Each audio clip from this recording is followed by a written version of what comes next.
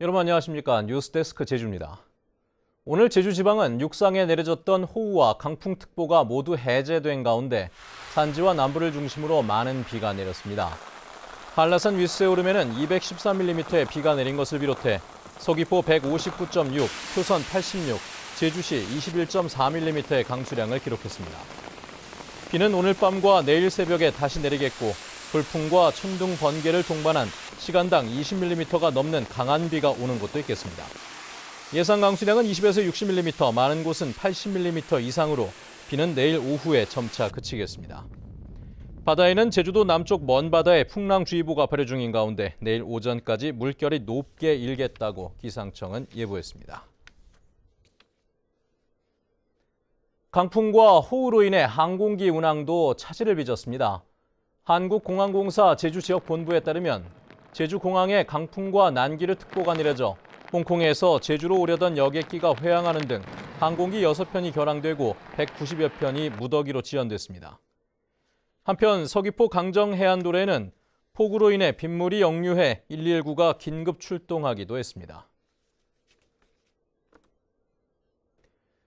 제주에 미로 공원을 짓고 수익금을 기부해온 미국 출신의 프레드릭 더스틴 대표가 향년 88세를 일기로 별세했습니다. 제주를 위한 기부가 삶의 철학이었던 그의 삶을 박주연 기자가 전해드립니다. 초록빛 나무들이 빼곡한 김영 미로공원. 나무 사이 구불구불 길을 찾는 재미는 어른아이 할 것 없이 관광객들에게 인기입니다. 지난 1995년 이 공원을 처음 만든 건 미국 출신의 프레드릭 더스틴 교수.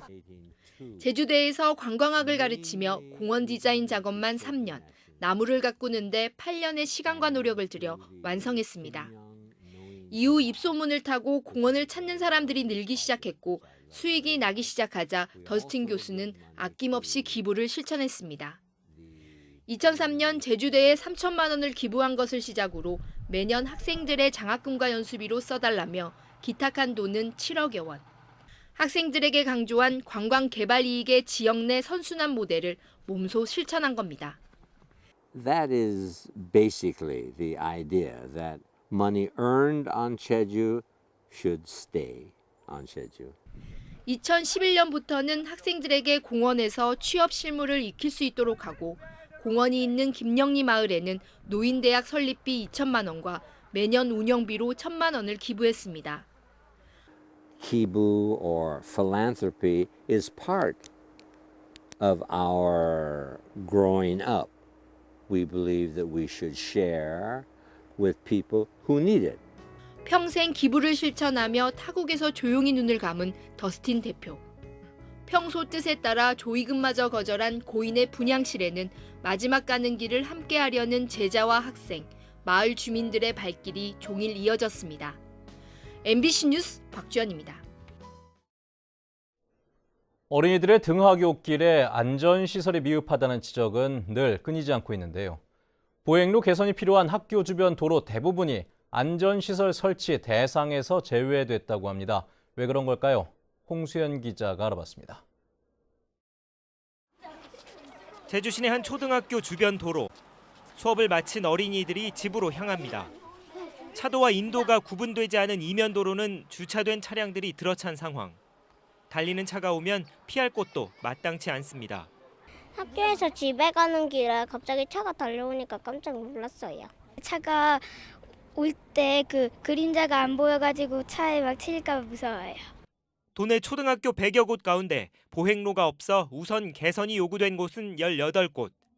제주도와 교육청, 자치경찰이 합동으로 차선 규제봉을 설치하거나 일방 통행로 지정을 추진했지만 최근 모두 불가 결정됐습니다.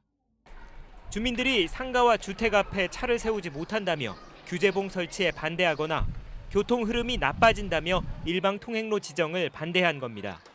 드롭폭이 흡사하더라도 규제봉이나 설치해가지고 주행차를 못하게 하려고 하더라도 이거 뭐 하나 설치하면 위안들도 많고 되게 민감해요 주민들이. 최근 4년간 도내 어린이 보호구역에서 발생한 교통사고 30여 건 가운데 93%는 보행자 사고. 어른들의 이기심과 차량 우선의 교통정책에 어린이들의 보행권이 위협받고 있습니다. MBC 뉴스 홍수현입니다. 먼지 방지 시설을 설치하지 않거나 소음 기준을 어긴 건설업체들이 무더기로 적발됐습니다.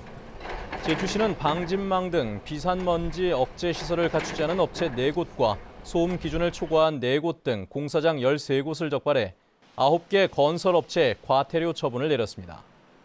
이번에 적발된 곳 중 4건은 제주시 노영동 드림타워 신축 공사장으로 집계됐습니다. 오늘 오전 8시 반쯤 제주시 해안동의 한 목장 창고에서 불이 나 내부 84제곱미터를 모두 태우고 30분 만에 꺼졌습니다. 화재 당시 창고에는 사람이 없어 인명피해는 없었습니다. 소방당국은 창고 안에서 처음 불이 난 것으로 보고 목장 소유주 등을 상대로 정확한 화재 원인을 조사하고 있습니다.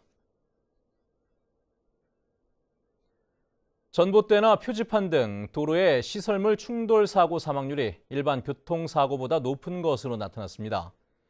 제주지방경찰청에 따르면 최근 3년 동안 제주에서 발생한 교통사고 13,000여 건을 분석한 결과 도로 시설물 충돌 사고 사망률은 6%로 일반 사고보다 3.2배 높았습니다. 경찰은 다음 달까지 충돌 사고가 잦은 도로 시설물에 대해 일제 현장 조사를 벌일 방침입니다.